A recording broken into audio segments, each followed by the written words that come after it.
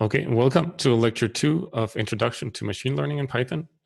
Today we will talk about some other forms of regression, namely kernel-ridge regression, and then we will talk about how to handle molecules in our machine learning codes.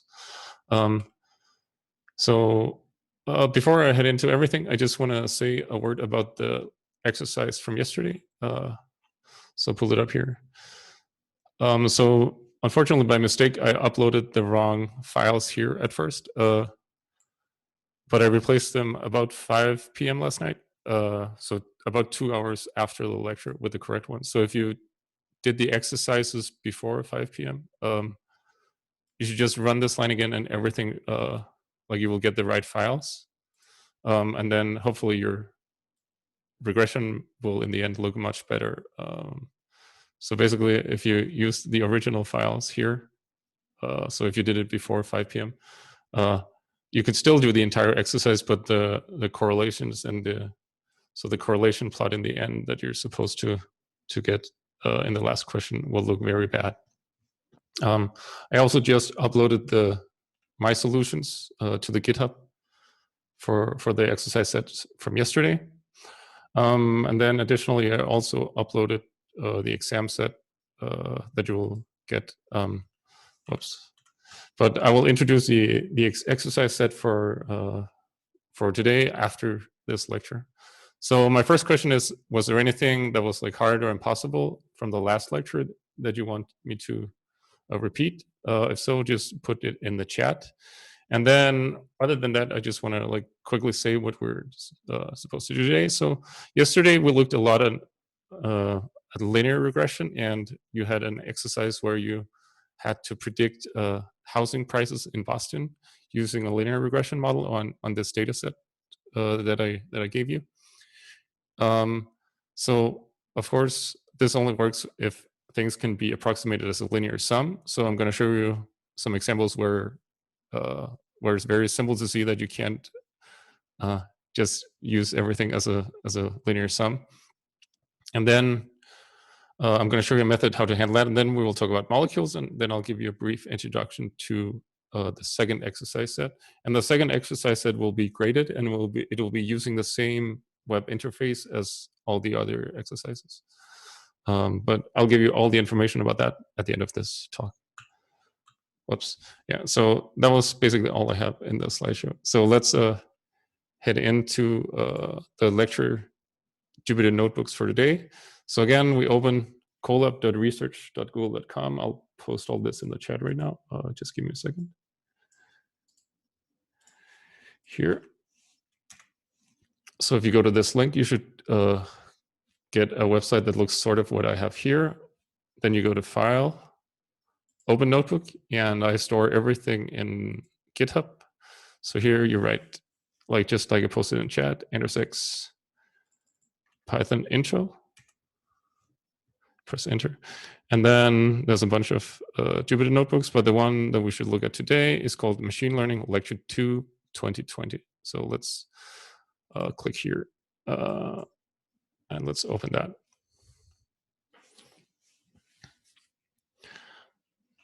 Okay, so before we start this lecture, we have to use 2 external packages, and the way you install those in Python and also in Google Colab is to use this command called pip.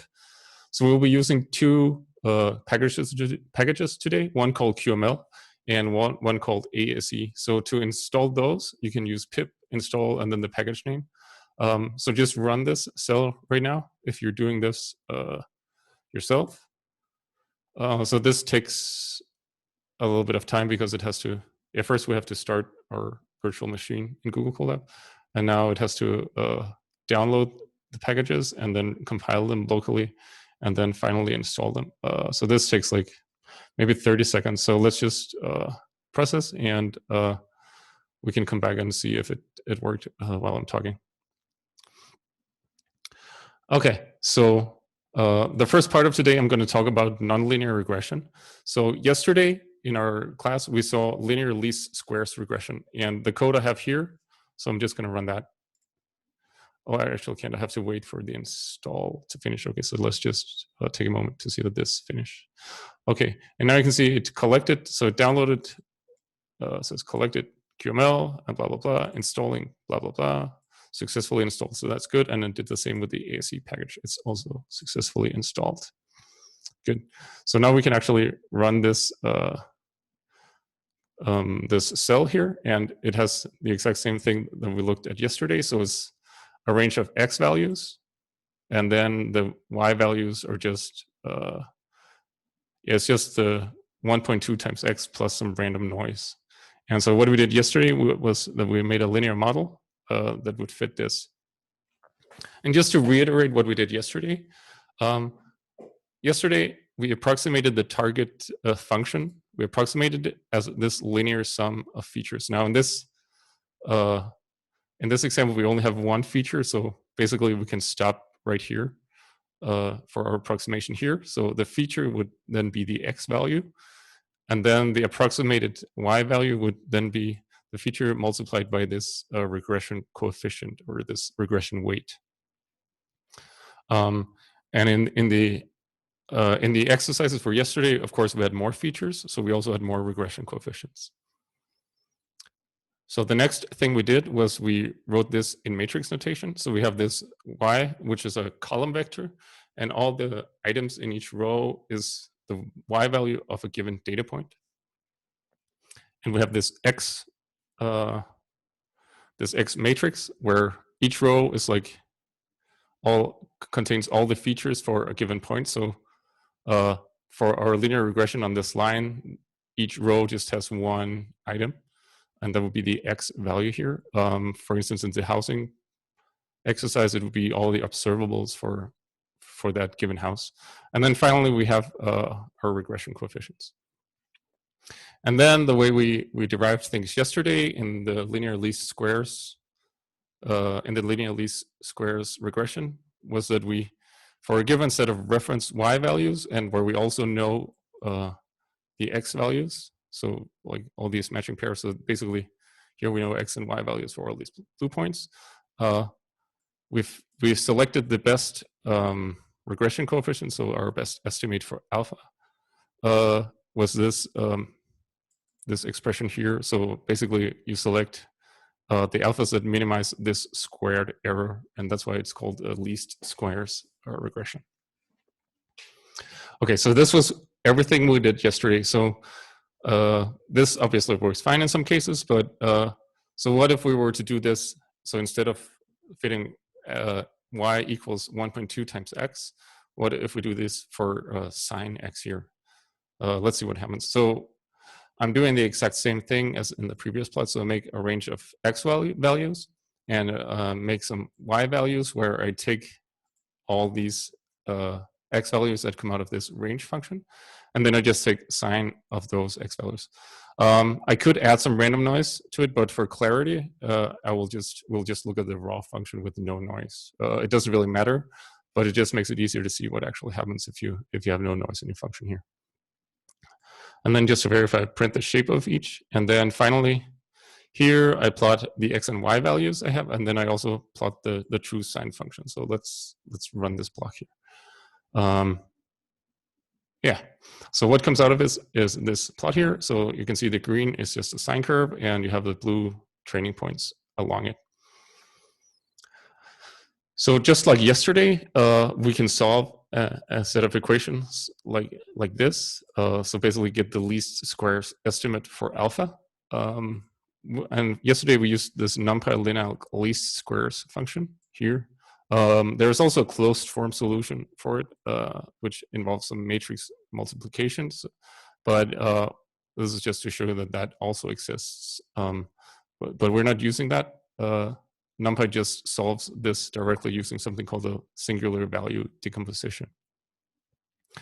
So let's actually do this on the Y values we had before, and then the X values. So I'm just, because my X values was a vector, I just have to reshape it. It was just like a vector, but it has to be a matrix. So I'm making a matrix that is, it has just as many rows, so length X rows, and it has one column. So it's just a an n/1 matrix instead of a vector. I call that x reshape just for simplifying or clarifying my notation here. And then we run this numpy least squares function on these two arguments, and that gives our alphas back here that we're interested in. It also gives us some other things that come out of this singular value decomposition. So it gives us a singular value. So I don't think I have to go in detail what these are, but those are some things you can look into if you want to look further into how your plot or how your fitting went. But the important thing for us is that this function returns our alpha coefficients. So let's try and run this cell here. And it gives us some value of alpha, which then essentially is the slope. I guess it's minus like this on our least square fit. Okay, so let's try and make some predictions. So basically, we make some test values. I call them x test, and I just take some values from an np range function call, also just like equally spaced points along the axis.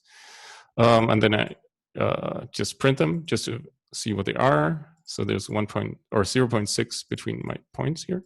And I seem to have gotten 11 points out of it. So I guess that's fine. So again, this here was sort of the central equation or linear regression model. So basically, you have your representations, your x's, and as a matrix, and then you multiply by the alpha. Now we got the alphas up here in our least squares fit, and we got the x tests, we defined them here. So what I'm doing here is I just reshape my test values into, again, because it has to be a matrix, that is, it's 1 wide and it's n long, basically, here. And then I just multiply these by each other, and that gives us our test values, our y test. It gives us some numbers. And so finally, let's plot all these numbers. So our training and the true curve, and then also the new test numbers. So now you can see, even though, yeah, it's not a very good fit, even though it's the least squares fit to the blue points. So clearly, if you're trying to do linear regression, it's a very, very poor, approach if your data is not distributed in a way that can be transformed to something approximately linear. So the question is, what do you do now, right? So we have to come up with some form of nonlinear or more nonlinear regression. And so that's what most of the lecture today is about. Yeah, so it's not quite part 2, so I just call it part 1.5. And the thing that we do today is we do something called kernel-rich regression, which I will introduce. And the way you basically do it is you define target in terms of basis function that you place on training points. So this sounds very confusing, and I wrote a bunch of code to illustrate it. So I think you should just run the code here, and then, sorry, this is supposed to be like that.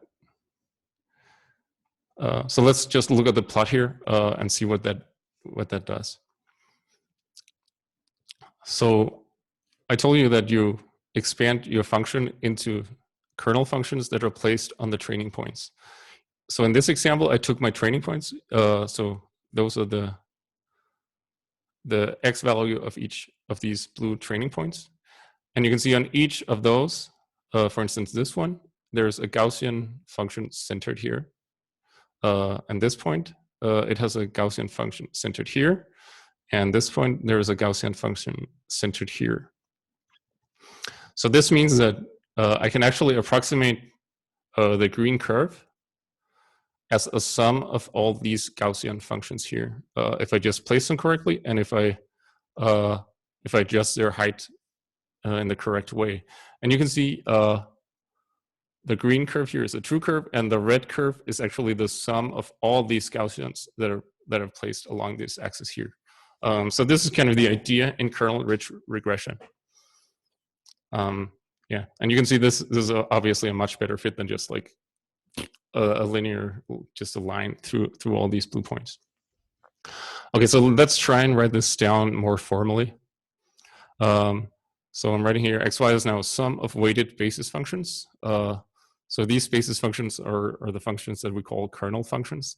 And I believe Guido in his, so if some of you took the numerics course with Guido, Guido talked about these, I think on Tuesday. He talked about expanding things in kernel functions as far as I remember. Yeah. So let's try and write this more rigorously. So here we say our approximated function is a sum of all these kernel functions multiplied by some regression coefficients. And of course, the regression coefficients is the one that determines the height of your Gaussian. So you can see my kernel function here. It's a function of 2 points. And the 1 point, this x tilde, that would be the point where we're interested in knowing the value. So for example, if I wanted to know the value of sine x at this point, this would be the value of x tilde. And then we have all these xi's, and these xi's are the location of our training points here. So for example, 0 and I don't know, I think it's 0.6 and 0 or 1.2 and so on. Yeah, and of course, so just for example, here I use Gaussian kernels, and in that case, our kernel functions, there are Gaussian functions, of course.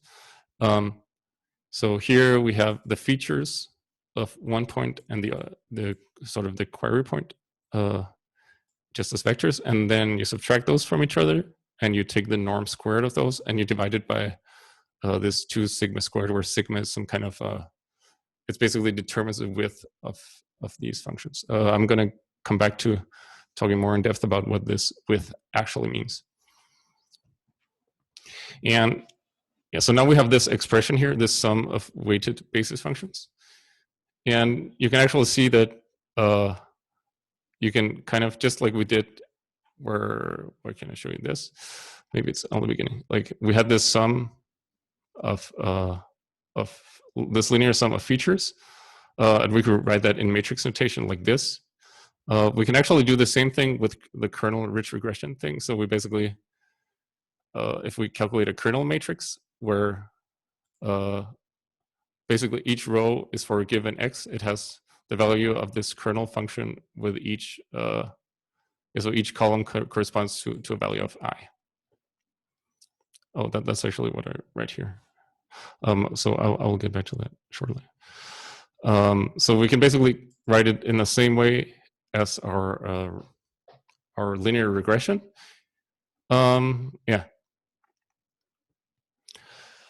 Just one note about this Gaussian kernel.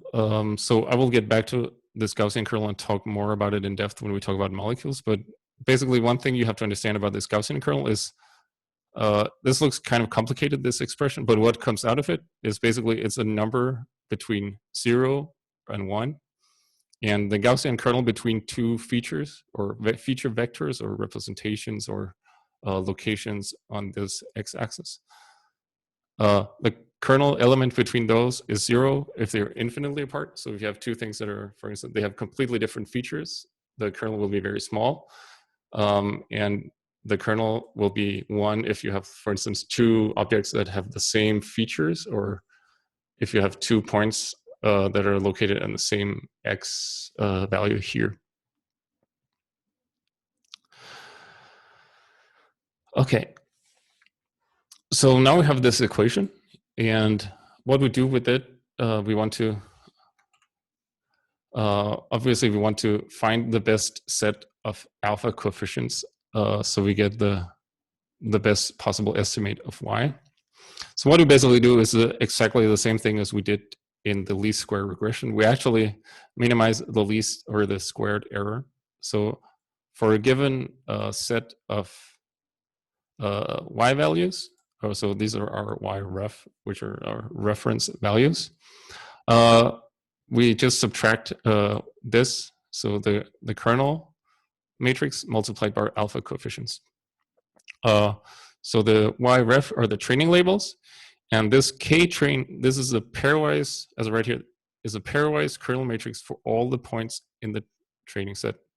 And here I'm just writing the definition of a K train. Yeah, so basically, this becomes a symmetrical matrix. So each row will correspond to a given index in your training set, column, and each row will also correspond to a particular row in your training set. So this is actually extremely handy because this training kernel becomes a symmetrical square matrix, and fortunately, there's a closed form solution to get the best fitting alpha coefficients here.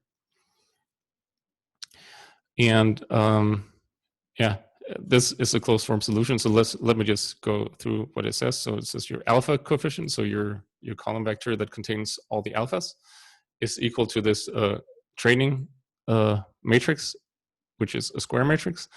And then you have to the diagonal of this matrix. So if you remember the I matrix, that's the matrix that is like 0 everywhere except the diagonal where it's 1. And you multiply this this I vector by a small number called lambda.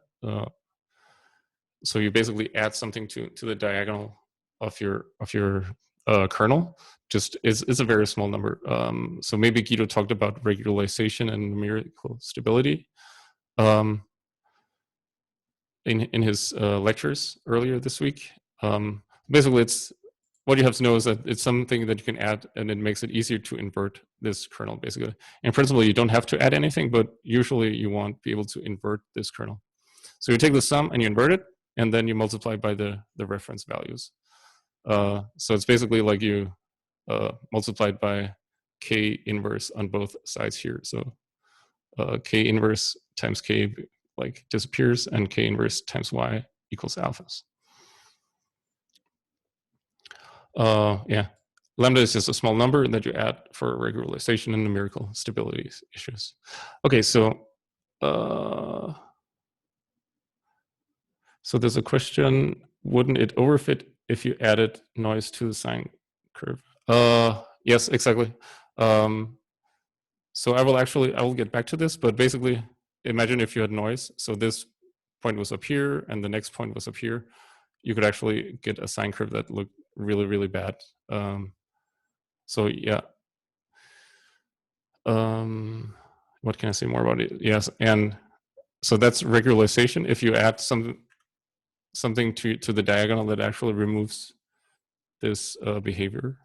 So you can actually show that adding something to the diagonal that becomes a penalty on the values of alpha. So if you add a larger number to your diagonal, then basically these have they will have less crazy heights essentially. So I hope that answers your questions, but I will talk a little bit more about that later. Yes, so it would have less curvature in general. I think that's correct to say, yeah. Good. Okay, so the next thing I want to do is I want to show you how to code this. So I'm going to do it in NumPy here in the lecture, and then in the exercises, you can do the same thing in scikit-learn, and hopefully you can learn to use, understand and use kernel-rich regression. So the first thing we do is, of course, or maybe not of course, but the first thing we do is we want to define a kernel function here. And I'm just using very standard Python. So it's a def kernel, and then maybe if I include what the kernel is here, maybe we can see it. So basically my kernel is a function of xi and xj. So I just call the input xi and xj. And then here I make up some value of sigma. We're going to look at how we can adjust that in a moment. But here I just set it to 0.3. And then this long expression is just this here. So we have the exponential, and we have the norm, and we have the norm squared, and then we divide by 2 times sigma squared. And then we return whatever comes out of that. So let's run this here. And so the next thing we do is, maybe I should keep this with us so we can see. So the next thing we want to do, if we want to do actual kernel-rich regression, is we want to obtain these. So we need this training kernel matrix. And I just told you it's a square matrix. And one of the ways you can initialize a matrix is there's a function called np.zeros. And I just make a matrix that is len x by len x because of course that'll be the size of our training matrix. And then I just loop over the indices I and j, and I calculate the kernel between xi and xj. So basically the kernel between each point where we have a training point on this axis here. So let's do that. And then, so I have an extra line here, and it just says that I can have 666 characters sideways here. And then I print the kernel matrix. So now let's just look at it for a bit. So you can see the diagonal is mathematically 1, which it's supposed to be, because if you remember what how the kernel was defined, so this will be I equals 1, or sorry, I equals 0 and j equals 0 in NumPy counting. So that will be the kernel matrix between the 0th x and the 0th x. And if you remember how our kernel was defined, it's always 1 if the vectors or the features are the same, and it's 0 if they're infinitely apart. And then you can see as you move down the column here, the numbers become smaller and smaller and smaller and smaller and smaller. So that basically the kernel between this number and then all the other numbers where we have a training point, of course, they're further and further apart. So this basically causes the Gaussian value of the Gaussian to go towards 0. And the same thing is along the columns. And you can see, so one of the questions I often hear is like, why is it called kernel-rich regression? It's such a weird name. So you imagine if you took this matrix and put it down and adjusted the numbers so that each point on your matrix had a height corresponding to the value, it would be like a square matrix, and it would have a ridge going over across along the diagonal. And you add even more to that ridge when you add this lambda here. So I think that's the reason it's called kernel-rich regression, because you're regressing things that are have to do with the diagonal of this often. Okay. So now we calculated this square training matrix. So now we can use this matrix to find the regression coefficients, and I'm just writing the formula again here. And you can do all these operations within NumPy. So let me just go through what I do here. So I'm going to start with the inner part here. So I have our K matrix here, which is our K train. And then NumPy has this weird notation for this identity matrix. It's called, because you call it I, so they decided to spell it like an I. And since we have 11 points in our training system, our K matrix is 11 by 11, and this np.I just gives us an 11 by 11 identity matrix. And then I set my regularization strength to 10 to the minus 10th. So that's my lambda. So now we took care of everything in the parentheses, and then I use this function np.lineal.inverse.env, which is the inverse. So now I took care of all this here. And then the last operation I do is np.matmul, everything in here. Whoops, that was not intended. And I multiply that by y, which are the values of y for these training matrices. So let's just print those alphas and and the length. So you can see I get a regression coefficient for each alpha value here. And you can see the first, so I think we should try and interpret these for a moment. So the first is minus 0 point something, and the next one is 1/2 and 0 Yeah, so it's about 0.8, 0.8, 0.5. So if I go back to the example I had at first, you can actually see the first Gaussian here. What is the height of that? That's like a little bit, it was like minus 0.06 or something. And that's exactly the height of this point here.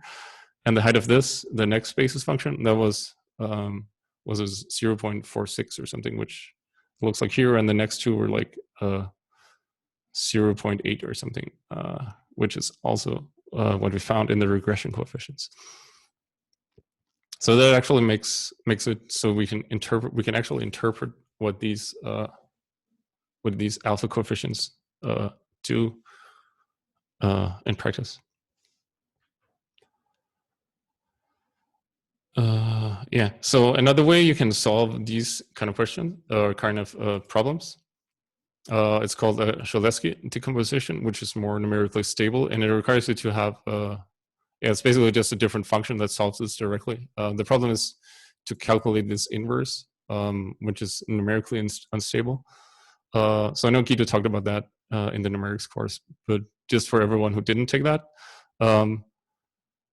So we installed this QML framework, which is it's a framework that we've been developing in the von Lilienfeld group. So I'm the lead developer of that, and a lot of other people from the research group have also contributed a lot, and we have a big international collaboration on this as well. In this framework, we have this Cholesky solver. It's there. It's built in just like one function, and if you run that, you get exactly the same coefficients. I think this is also in NumPy, but you have to do several function calls to do this. I'll get back more into QML when we start to talk about molecules, because it's something we developed in order to handle molecules in machine learning more efficiently. Okay, so the next order of the day is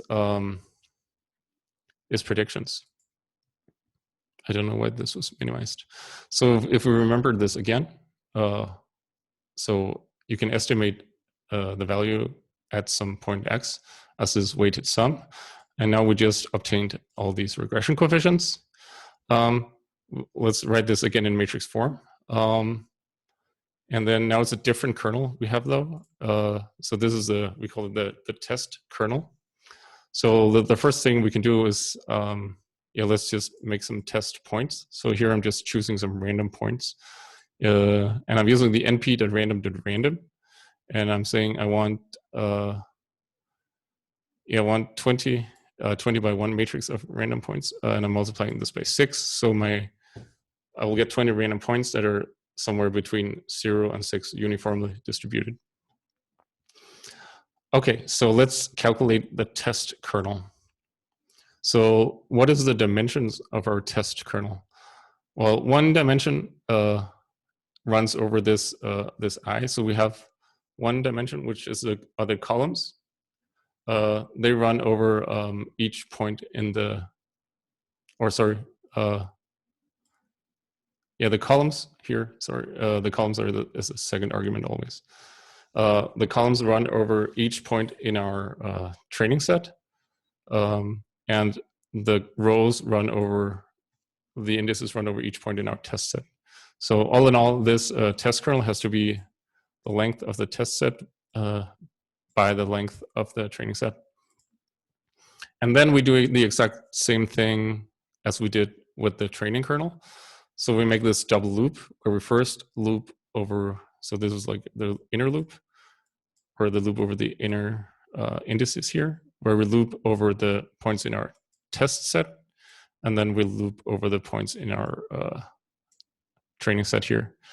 And basically, we pick out the ith and the jth from each of the sets, and then we calculate the kernel between those. I guess I can add a print statement here. Print k_test. And the next thing we can do is then we can actually make a prediction. So now that we have calculated this test kernel here, we can just take the matrix product with it here, and that gives us our test values. And then finally, I put some code here to plot everything. So let's just let's run this and see what we get. So now we get this. It's a bit much. So we get this test kernel, which has 11. It has 11 columns, and it has, I think it was 20 rows, just like we predicted. And now you can see, yeah, here, these are the test points. And yeah, these are really, this is a much better approximation than the linear regression technique. So a note on hyperparameters. So we already had one question on hyperparameters. And in this method, there are two hyperparameters that we have to talk about. So I'm going to go back to the very first example I showed today on kernel-rich regression. And I'm actually going to talk about the regularizer that there was a question for before. Yeah. So the first, so I'm going to do that last. First, I'm going to talk about this point called sigma. And sigma is basically the width of these kernel functions here. And it's actually very important in kernel-rich regression that you select a good value of sigma. So now you can see that they're here between the points. It's like there's a little bit of missing value. So we can try and reduce the width of these Gaussians. Let's say 0.1 here, and then run this cell again. And now you can see it becomes a very poor fit, just because the Gaussians, they can no longer overlap and they can no longer expand and like push the value of the red curve, which is our estimated function. It doesn't look good anymore. And if you push this down to a very small, then it basically becomes like a delta function everywhere. So this is an extremely poor fit. So basically our function is 0 everywhere except at the point where it has the correct value. So I have 0.3 as my initial value. And you can see, for instance, here at the top and here at the bottom, it doesn't fit super well. So if I tried 0.5, you can see actually here, the fit is somewhat better. So in the end, we would actually have to try and optimize the value of sigma in some way. And so you will do that in the exercise today, and I'm gonna give you some instructions shortly on how to do that. The other question was this regularization parameter. So basically, if we have a system where we have some noise in our data, so I guess we can try and turn the noise on again. So let's select some more points here. Yeah, now we have some noise in our data. So let's go back and look at the kernel-rich regression with that data. I have to run one. Let me just run all the cells after this. And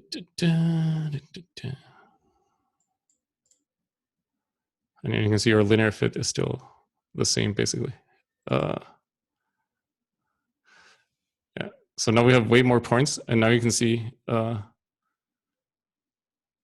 value of our sigmas, because our points are closer spaced. Then actually 0.5 is like, you can see here it has 10 to the power of 8 here. So now 0.5 is actually a very bad sigma.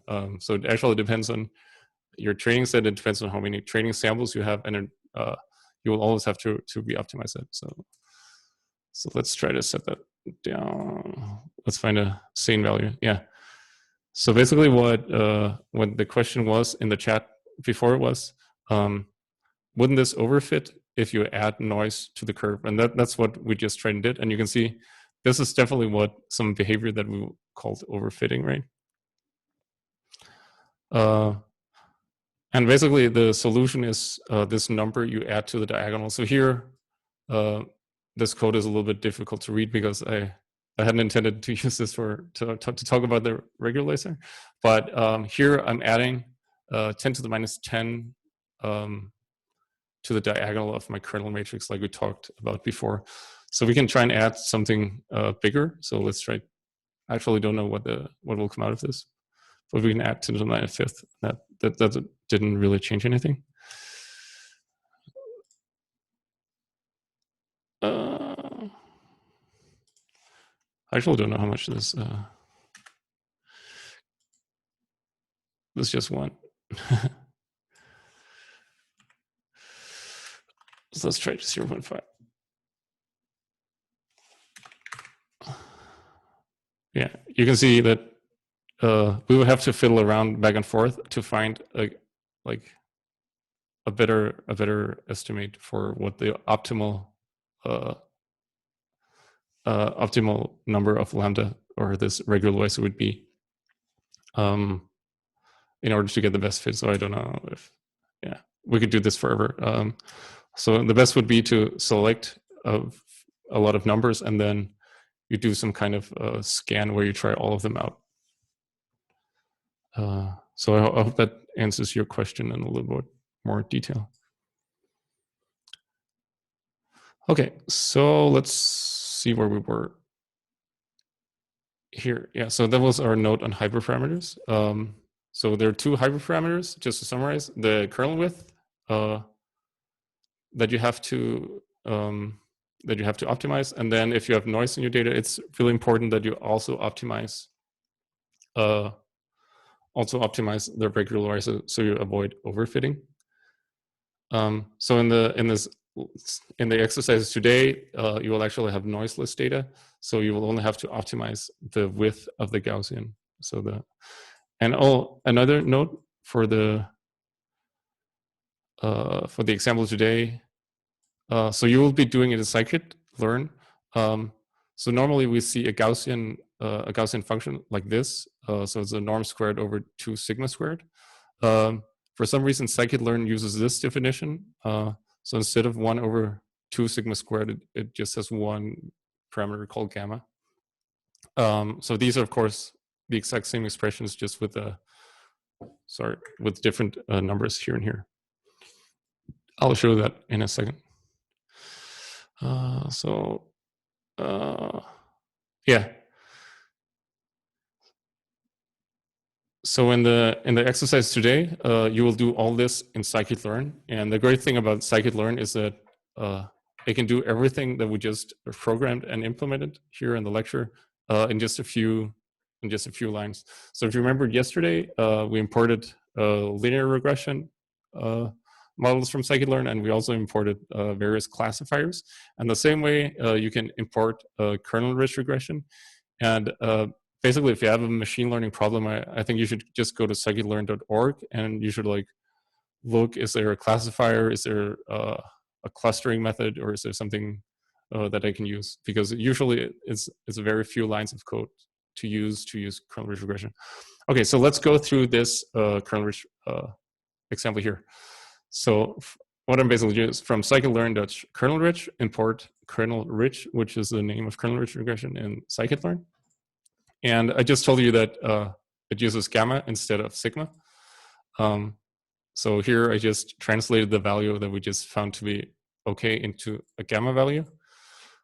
But I could also just have written any number here and it would probably work well.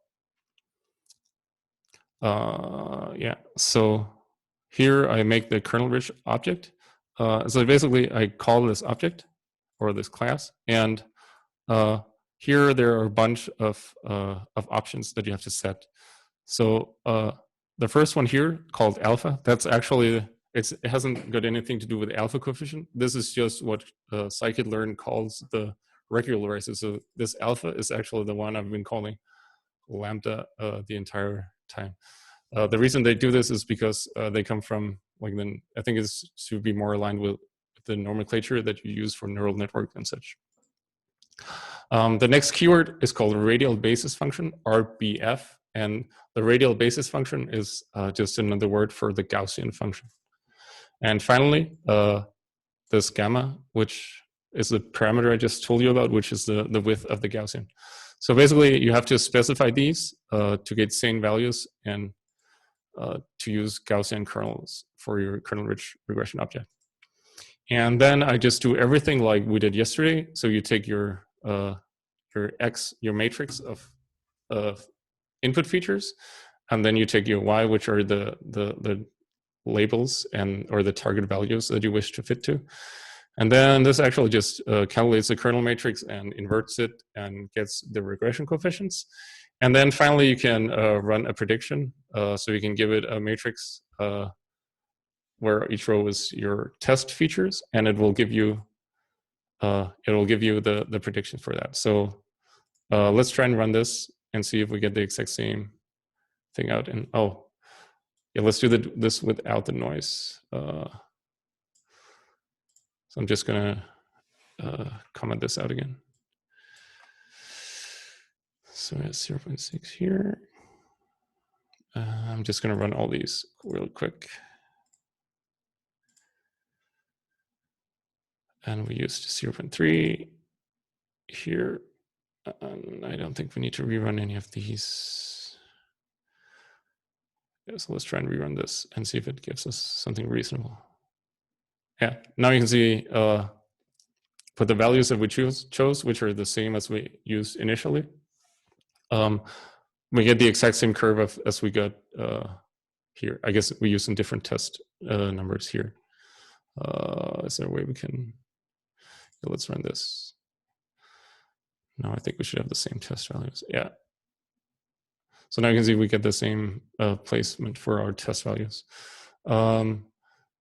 So when you do the exercise today, I think you should go back and download this lecture and just keep in mind what was here, because this is a really easy way to do this nonlinear regressions. You can see like what is it, 1, 2, 3, 4, 5 lines of code. I actually coded everything that we spent like half an hour on in this lecture. So scikit-learn, really powerful, really easy to use. Yeah. So I think we talked about hyperparameters and scikit-learn. Okay, so I guess we're all chemists or pharma students, or we at least everybody has something to do with chemistry. So let's talk about molecules, and let's remove this and.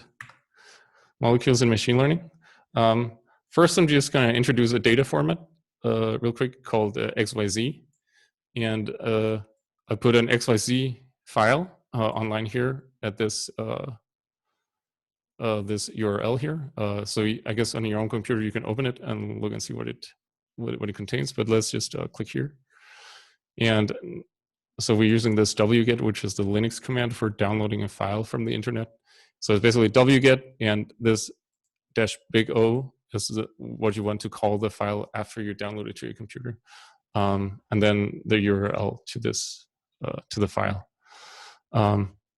Yeah, so I guess you could have clicked here and open it, but just to make things easier, I put the contents of this this file here. And you can see I call this file ethanol.xyz. And the first number you see in this file is a 9, and it specifies in this XYZ format that there are 9 atoms. And then there's a blank line, or you can write a title in this line. And then there are some interesting lines where you have here you have the specification of a given element type. So carbon, for instance, oxygen, hydrogen. And of course, these are the elements that you would expect in your ethanol. And then there are some numbers here, and these are actually 3D coordinates. So this is a way to store a given conformation of a molecule. And just because nobody can really interpret this in their own head, and that's why we installed this ASE framework in the beginning. Yeah, we already installed it, so we actually don't have to run this again. But if you run this code here, so ASE is the atomic simulation environment for short. And if this runs even. That's strange. Oh, now it runs. Good. So ASE has it has a lot of functionality, but one is this called visualize. So with ASC, I can say ASC IO read, and then I give the XYZ file as an argument, and it reads it in as some kind of ASC object. And then it has this visualize module, which can view any X or any of these objects. And this is actually interactive. So what I get out here is a rendering of, like a three-dimensional rendering of the coordinates that I put in, just to show you how that you can actually do that interactively in these Jupyter notebooks. I thought this was really cool, actually. Let me just close this. So this is what this is how we usually store. So this XYZ format is usually how you store molecules in a specific conformation when you, for example, want to do a quantum calculation on them. And the exercise today will be trying to use, so you get some of these conformations and you have some quantum data, and you will want to, on some new conformation, you want to predict the same value without doing the quantum calculation. Yeah, so this is how you visualize them. I'm just going to close this to not take up too much RAM. Okay, so so the next question is, in our machine learning approach, how do we represent the molecule? So when we do kernel ridge regression, we always want to calculate this kernel function here, right? And basically we have to take this norm between two molecules. So if we just have the XYZ coordinates, or if we have the XYZ files, how do we calculate this norm? And just another note about these kernels, sometimes they're also called the similarity kernel. So and the reason for that is if you have two molecules and the kernel between them gives 0, that's basically because they're completely different, or at least very, very different to numerical accuracy. And your similarity kernel gives 1 back if you have the same molecule in the same conformation, the exact same coordinates, for example. So try and think of these kernels as some kind of similarity measure between, for example, molecules. Okay, so if we want to represent molecules in our machine learning, we basically have to come up with some way that we can turn the XYZ coordinates and the number of atoms and the element types into a vector. So of course this is a problem, and like you have to think of what features are good for this. And so here I write anything could be in principle be used, and there's like there are literally tons of different representations of molecules out there, and just some things that we could think of that we could possibly use, for example, the number of atoms, some physical observables, for example, electronegatives and electronegativities and such. We could put those in a vector, or there are some machine learning methods that works on like names strings. Those are called smiles. Maybe some of you have heard of those already. And in principle, you could also put in the coordinates. That's also something you could put in a vector, or nuclear charges, bonding information, and so on and so on. So basically anything you can think of, you can put in a vector and use as a representation. But there are some things that you really want to have in your representation. So for example, if we just put the raw coordinates in, and then we trained a model for some property of your molecule, and we took the same molecule and we just rotated it, those two rotations of the same molecule would have the same property, but it probably wouldn't have the same, or it would have a non-zero, or sorry, the kernel element between them would not be 1. So even though it would be the same molecule in the same conformation, just rotated differently, our machine would think that it was completely different. So something you want to have in your representation is rotational and translational invariance. Another thing that is also really important is permutational invariance. So if you remember in the XYZ file up here, I had a specific ordering of the atoms. So imagine if somebody gave you the exact same XYZ file, but just like swapped these two rows or something, and you just compared coordinates, then you would say, oh, these are different molecules, because if you subtract the rows from the original file, from the rows in the file that had some kind of row permutation, then you would also get you will also get a kernel that said that they were different. And so that's called permutational invariance. And the last thing that we also really care about is uniqueness. And uniqueness, like mathematically, it's called injectivity. And it basically means that for a single, so two molecules that are different, they cannot have the same representation. So basically what that would mean if this was possible, you had two molecules with the same representation, they would have different properties. And what your machine in the end would learn if you gave it one of the two identical representations in, it would probably just give you the mean or the what is in between the two properties of those two molecules that are different but have identical representations. And as I said, there are a lot of representations available for molecules. And I will show you two of the probably most used representations out there. And to use those, I'm using this framework called QML that we're developing here in our group in Basel. And yeah, we already installed it in the beginning of this lecture. So if you already did that, then you should just see that it's already installed. Okay, so the first representation that fulfills all these desired properties that I talked about is called the Coulomb matrix. And the Coulomb matrix is really the first like generally applicable machine learning representation that was published. And it's published by, it was made by Matthias Rupp, who was a postdoc here back in the days in 2012 in the von Lilienfeld group. And I'm posting here, I'm writing the formula for what the Coulomb matrix is. So it's basically a matrix that here you can see the nuclear charge of atom I multiplied by the nuclear charge of atom J divided by the distance Rj. I put that in the I, J position in the Coulomb matrix. So this is basically the Coulomb energy. And so this is for all the off-diagonal elements in the Coulomb matrix. And the diagonal elements, it uses this peculiar formula here, which is, I think it has to do with the energy of a free atom or something with a given nuclear charge.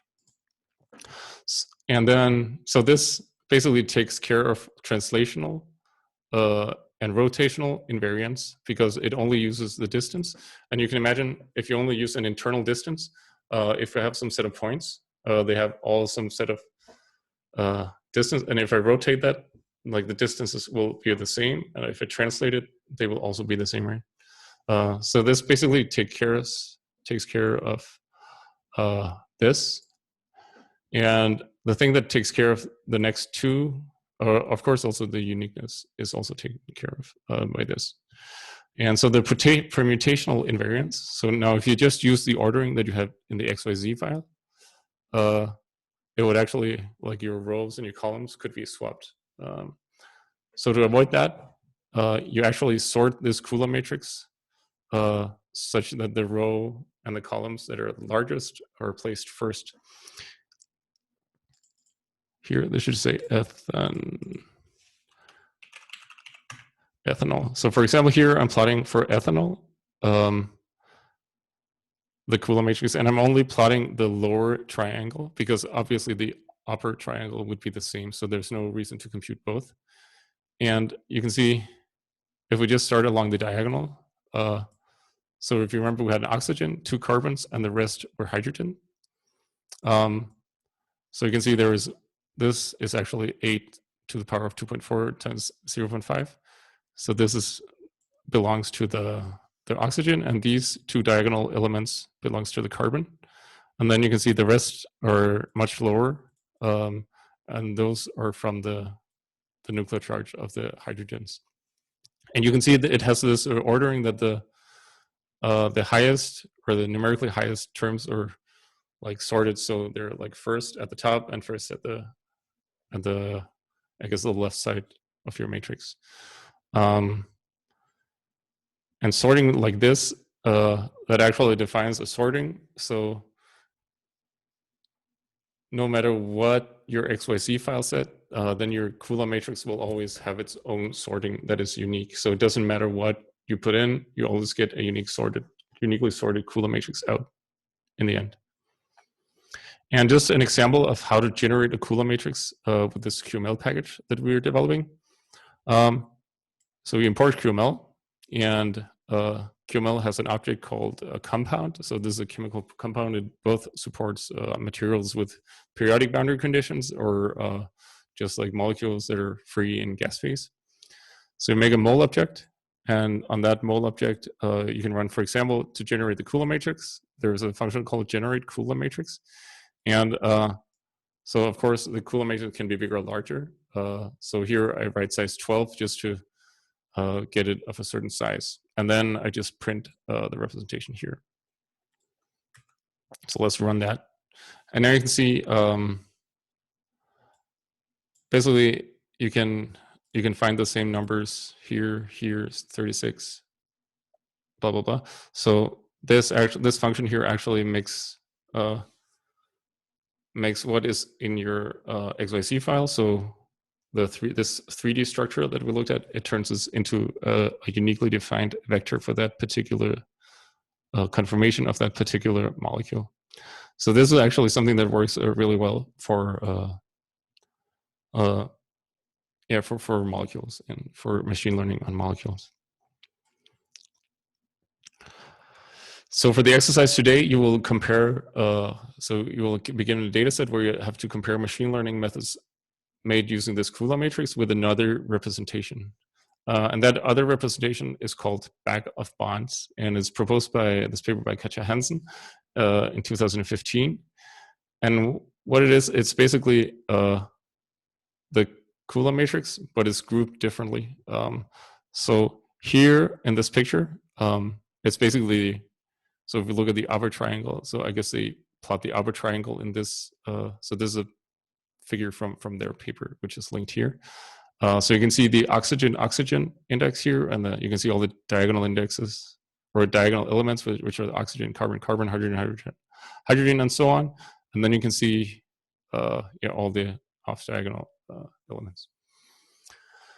Now the problem is, if I gave you a molecule and you could compare this to this molecule, and it had, let's say, the other molecule had like a representation that was oxygen, carbon, something else, then you would, when you subtract these from each other, the problem would be that the first term here that I'm pointing at here, this would belong to like an oxygen, but the next one might in this representation for ethanol, this might relate to something like a oxygen-carbon distance, but in the new molecule, it might relate to a oxygen-oxygen distance, for example. So the bag of bonds is just a clever way of sorting these, sorting all these elements in a particular way.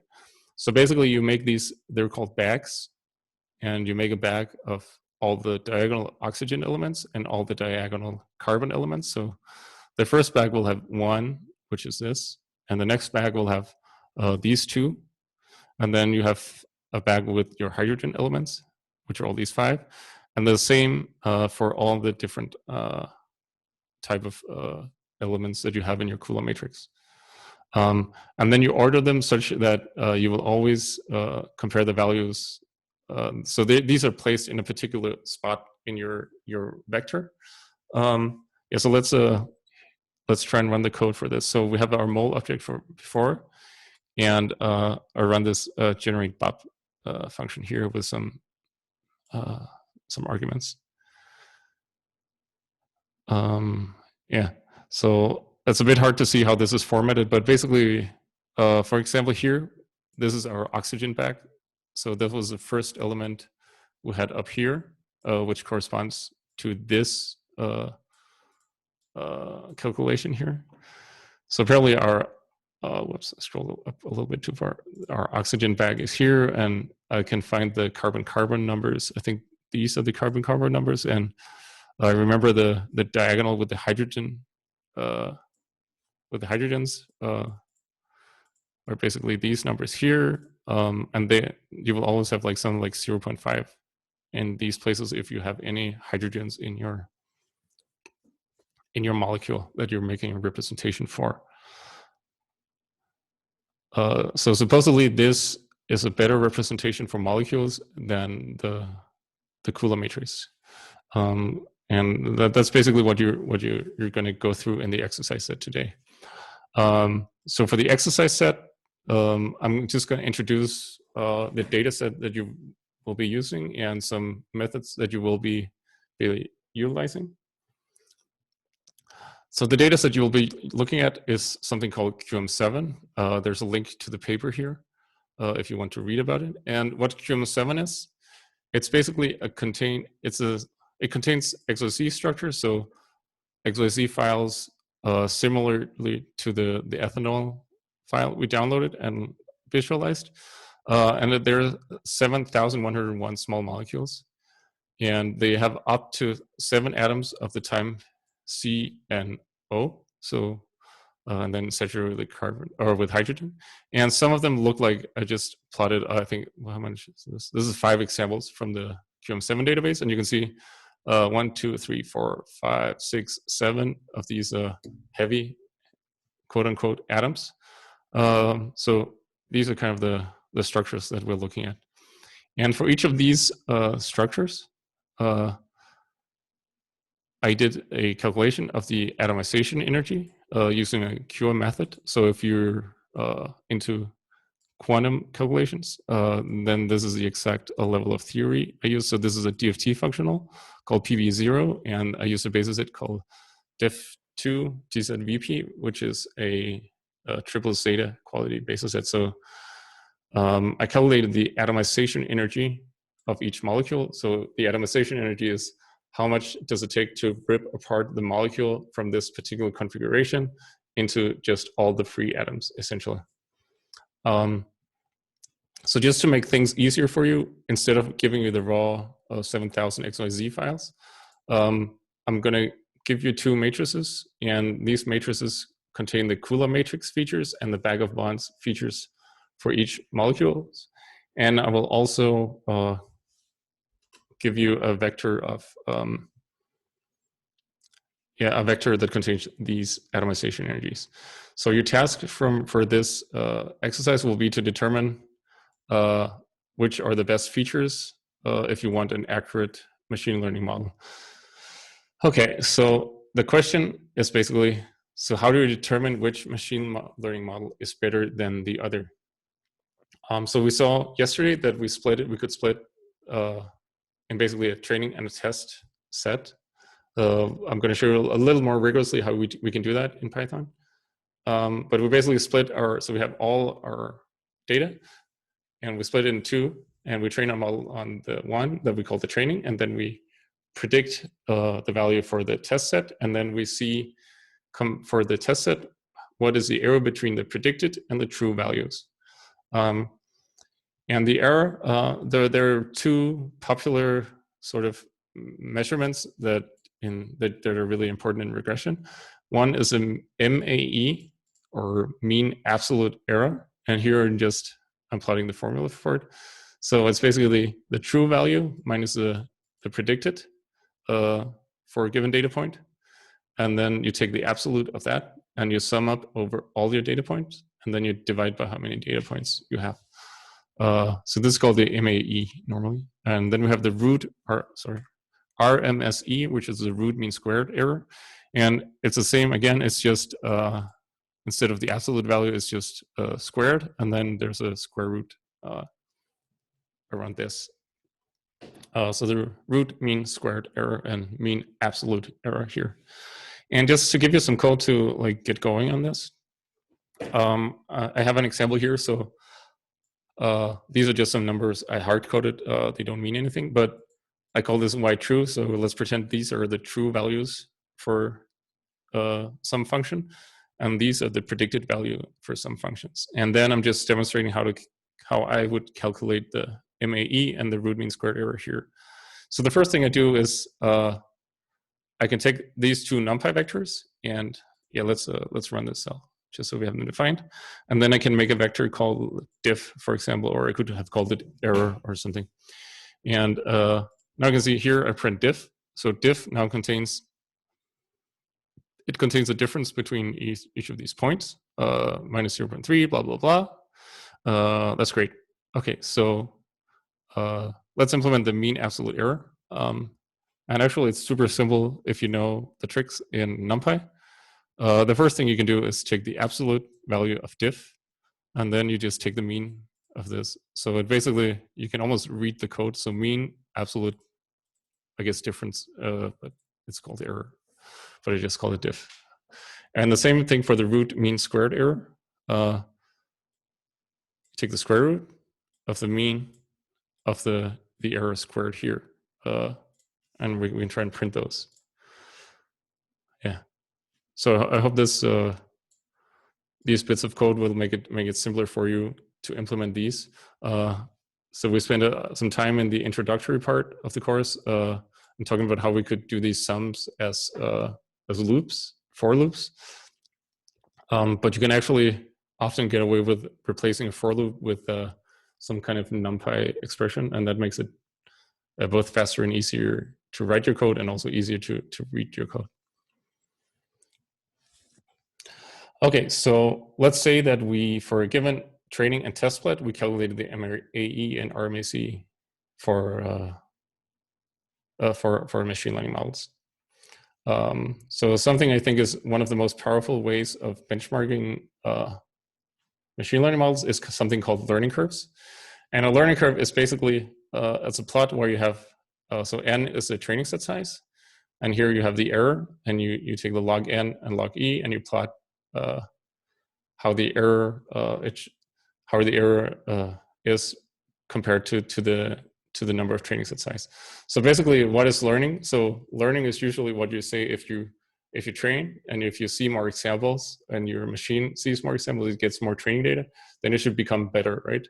So basically, as you go to the right here along this axis, you should see the error, it should decay, so it should become smaller. And it turns out that you can actually demonstrate there is a power law that governs this behavior. So the error is proportional to a over n to the power of p, and n is the number of training examples, or how big our training set is. An error is, for example, the MAE or the RMSE that we calculate. And so you can take this and you can just take the log on both sides, and you can actually see that log n and log error has a linear relationship. So this is basically, it becomes an offset, and this becomes the slope. And one thing that is really interesting is that for the same data set, usually this slope is conserved. And the only thing that will differ from different machine learning models on the same data set is actually this offset. And I think this is really profound, because that means that if you have two machine learning models, for example, we can start with the one I call bad model here, because it has a higher error. You can plot the error for different training set sizes, and you should be able to see some sort of linear decay of the error. And you can do the same thing for another model, and then you should be able to see that all the points, like on average, should be lower. And this is good for two reasons. So both, you can see that really you can see which one of these two models I implemented is the best one, and then you're of course going to use that for your research or whatever you want to use it for. And another thing you also can see is that, for example, the one I call good model, it has a linear behavior here. But the one I call bad model, it kind of flattens out here at the end. And so usually this means that there's something wrong in your machine learning model. For instance, if you have a lot of noise, there'll be some kind of noise floor, so you can't learn better than the noise, essentially, or usually, at least, you can learn things better than the noise, and you would see this error sort of level out, and then you would know that, oh, I have to look into noise, or maybe there's something in the representation. I'm using for example, my molecules that I need to look into, which isn't ideal. But ideally, this behavior should be linear on a log-log scale, and a good model will have a lower offset, so it will be like a lower lying parallel line. So this is a good way to benchmark models, and you will be using this today in the exercise, or tomorrow, or when you choose to do them. Okay, so the very last thing. So I talked about this training and test split, and we talked about fitting our hyperparameters. So basically, yesterday we had training and test split. Yesterday when we did linear regression, and we also did the classifier. So now a problem is if you have also a lot of hyperparameters that you want to fit. So for example, the regularizer and the kernel width, for example, in your data or in your machine learning model. So one way you normally do that is, so I illustrate here, I have my training set here, and I divide it into some blocks here, for example, 5. And then I take, for example, the first 3 blocks of this. So this would be like 60% of our data. And I call that my training set.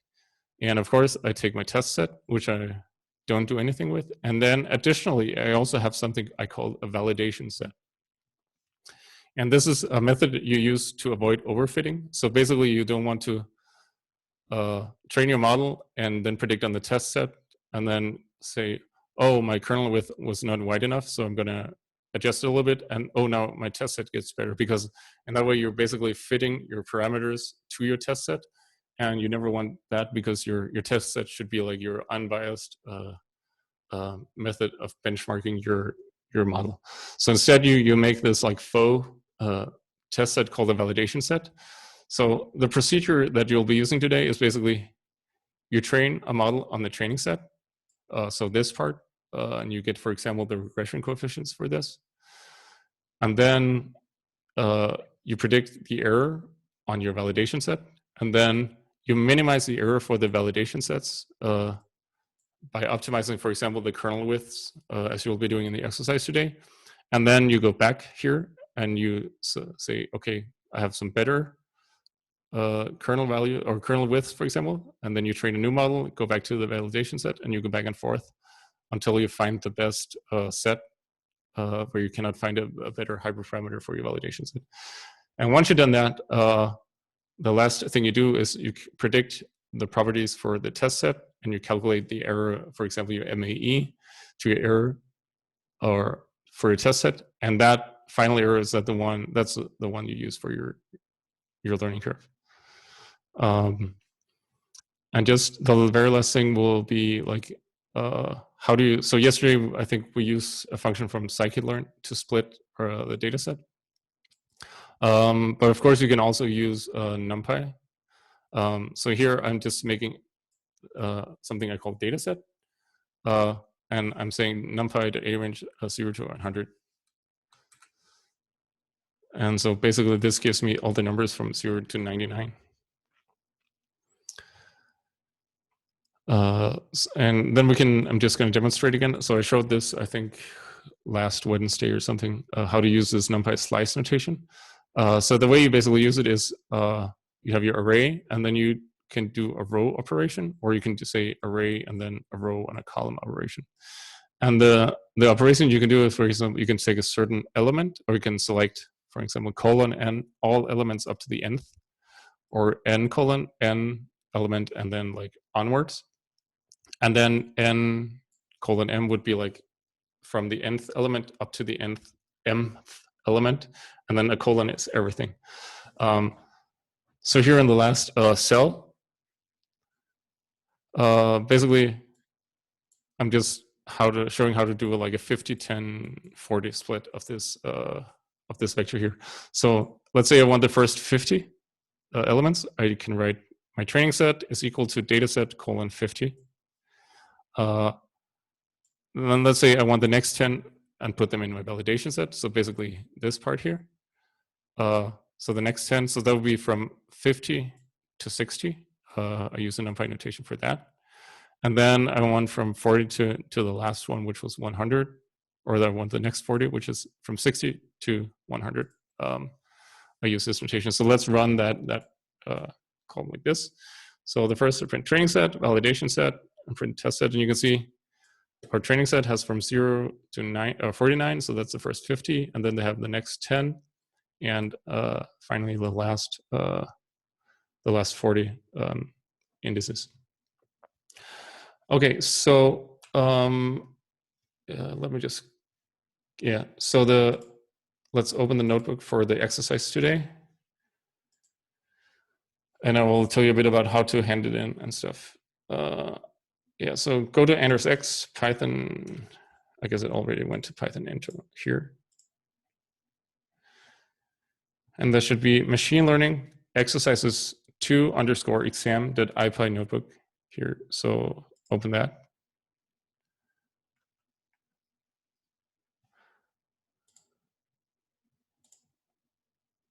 Here.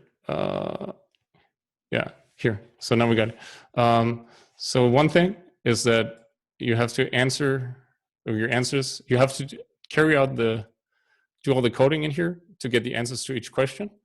But then you have to put in the answers in this link. And to log on to this link, there will be a username and a password that you need. And I'm going to post it in the chat now. And I'm also going to send it out by mail and post it in the Slack channel here. It should be in the group chat now. And you need that to log in and fill out these. So before you begin your exercises, the first thing you do is you have to download these. So there's NPY is a NumPy format, which is basically a binary format to store numbers. And the reason I'm doing it this way is because I'm giving you all the features in a big matrix for the Kula matrix and the bag of bonds, and also the atomization data. And this would be like a couple of hundred megabytes if it was just raw text files. It would take a long time for you if you got the XYZ files, to generate the Kula matrices and Bob matrix. So you have to run these to this field here. I guess we have to wait for machine to boot up. So there are 3 files, data files that you download. That's good.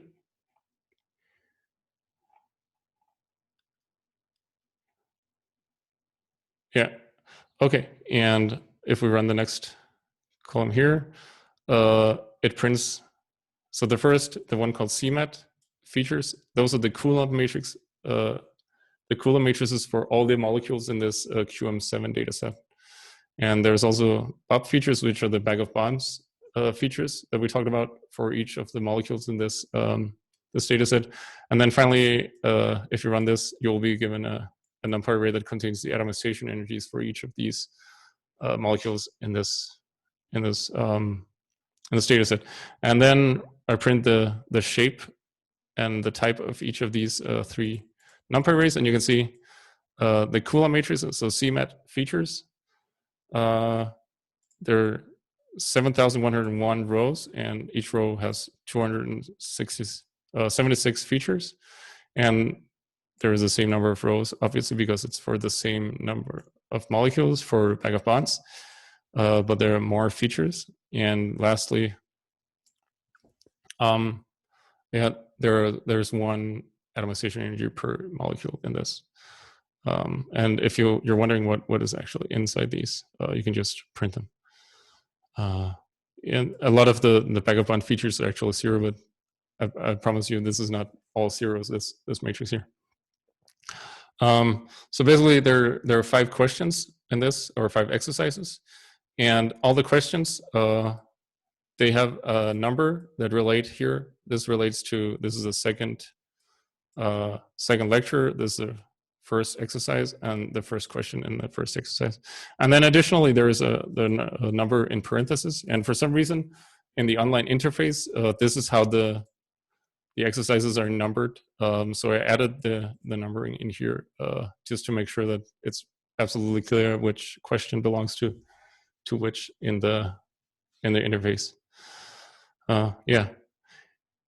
So basically, your task is to take this QM7 dataset that we talked about, and then generate these learning curves that we also talked about, and train some kernel-rich regression models for these molecules or these features that you download in scikit-learn. So that was all for today. Oh yeah, one more thing. The deadline for this is it's a Tuesday next week. I forgot what date it is. Tuesday next week, midnight. I will send that out by mail also. So you have everything that you need. Okay, so that was all for today. And so I know not all of you are supposed to take the lecture tomorrow, but tomorrow I'll be talking about neural networks and deep learning and how to run deep learning on GPUs also. So if you're interested in that, I think you should attend the lecture tomorrow as well. So that was all for today, and thank you for listening.